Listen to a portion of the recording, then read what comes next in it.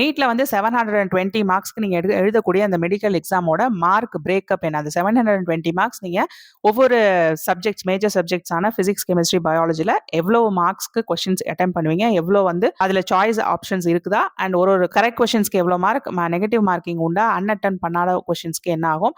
And நீங்க எப்படி weightage வச்சு படிக்கணும் அப்படின்னு சொல்லிட்டு இன்னைக்கு வீடியோல பிரீஃபா பார்த்துடலாம்.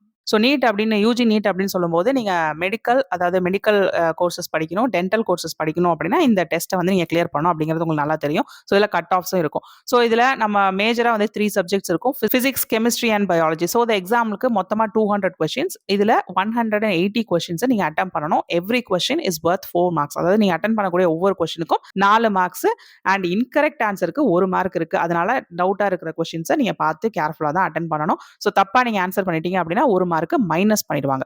ஸோ பயாலஜி அப்படிங்கும்போது அதில் பாட்டனி அண்ட் ஜுவாலஜி வரும். இது மொத்தமாக 360 மார்க்ஸ்க்கு.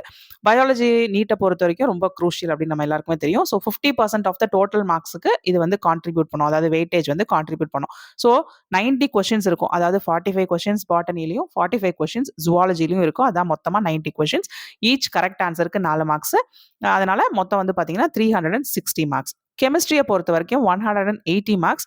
So physical chemistry, organic chemistry and inorganic chemistry இது மூணும் சேர்ந்து தான் கெமிஸ்ட்ரி செக்ஷன் வரும்.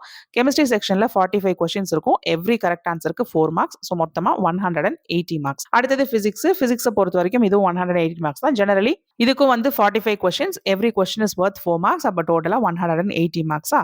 ஸோ இப்போ ஈச் சப்ஜெக்டை இன்னும் நம்ம கொஞ்சம் பிரித்தோம் அப்படின்னா செக்ஷன் ஏல 35 கொஸ்டின்ஸ் வரும், இது கம்பல்சரி. செக்ஷன் பியில் 15 கொஸ்டின்ஸ் இருக்கும். இதில் நீங்கள் 10 அட்டன் பண்ணால் போதும், 5 வந்து சாய்ஸ்ல விட்டுறலாம். அப்போ நீங்க டோட்டலா எவ்வளவு அட்டெம்ப்ட் பண்ணணும்? 50 questions from biology out of 100. ஓகேவா? அடுத்தது 35 + 10 ஃப்ரம் கெமிஸ்ட்ரி, 35 + 10 ஃப்ரம் பிசிக்ஸ் நீங்க அட்டென்ட் பண்ற மாதிரி இருக்கும்.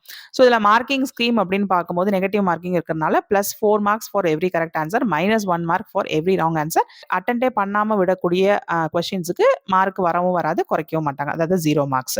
ஸோ ஆப்டிமலா நீங்க ஸ்கோர் பண்ணணும் அப்படின்னா நீங்க பயாலஜியை ரொம்ப நல்லா தரவா படிச்சிருக்க வேண்டியது அவசியம். But at the same time physics and chemistry வந்து ஃபவுண்டேஷன்ஸ் அப்படிங்கிறத ஞாபகம் வச்சுக்கோங்க. ஸோ ப்ரிப்பேர் பண்ணும்போது அக்யூரேட்டா, எஃபிஷியன்ட்டா டைம் மேனேஜ்மெண்ட் எப்படி பண்றது அப்படிங்கிறதுக்கும் சேர்த்து நீங்க ப்ரிப்பேர் பண்ணிக்கணும். அதுக்கு நீங்க நிறைய மாக் டெஸ்ட் எடுக்கிற மாதிரி இருக்கும். ஸோ இதில் ஏதாவது டவுட்ஸ் இருக்குன்னா தாராளமாக அதை கமெண்ட் செக்ஷன்ல கேளுங்க, அதுக்கான ரிப்ளைஸ் நான் கொடுக்குறேன். All the best. இந்த வீடியோவை நீட்க்கு ப்ரிப்பேர் பண்ணிட்டு இருக்க உங்க ஃப்ரெண்ட்ஸ் அண்ட் ஃபேமிலி கூட ஷேர் பண்ண மறந்துடாதீங்க. இதே மாதிரி இன்னொரு யூஸ்ஃபுல் தகவலோட நான் உங்களை அடுத்த வீடியோவில் சந்திக்கிறேன். Until then, it's bye from Jane. நன்றி, வணக்கம்.